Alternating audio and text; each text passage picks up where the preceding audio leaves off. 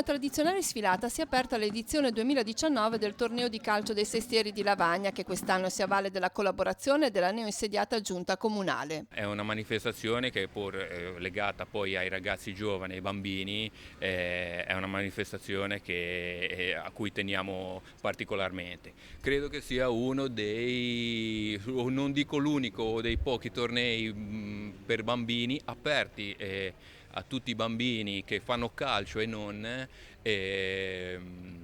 nel panorama comprensoriale.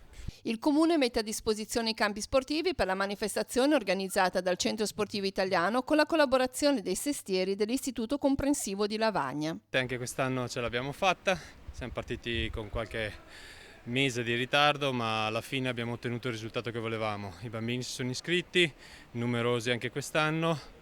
Abbiamo superato i 90 iscritti con più di 20 adesioni nuove rispetto agli anni passati. All'adesione significativa di atleti corrisposta anche una preparazione attenta alimentata da un sano agonismo tra i vari sestieri.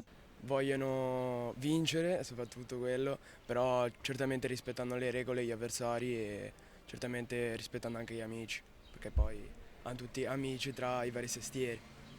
Per il secondo anno la manifestazione ricorderà una figura molto nota nel panorama calcistico e sportivo lavagnese, Charlie Oneto. C'è questa targa in onore appunto anche di mio papà, che ha partecipato come allenatore del Sestiere di Cavi, e sono molto orgogliosa di questo, soprattutto perché ho percepito dagli stessi ragazzi una particolare emozione nel giocare e nel ricordarlo anche lo scorso anno. In memoria del compianto Charlie Oneto è stato istituito un riconoscimento all'allenatore che si è meglio distinto nei valori del CSI, quindi con il rapporto con i ragazzi, come ha gestito la squadra, quindi proprio sottolineare i valori dello sport che sono fondamentali e dare un premio destinato a colui che si è distinto in qualche modo durante il torneo.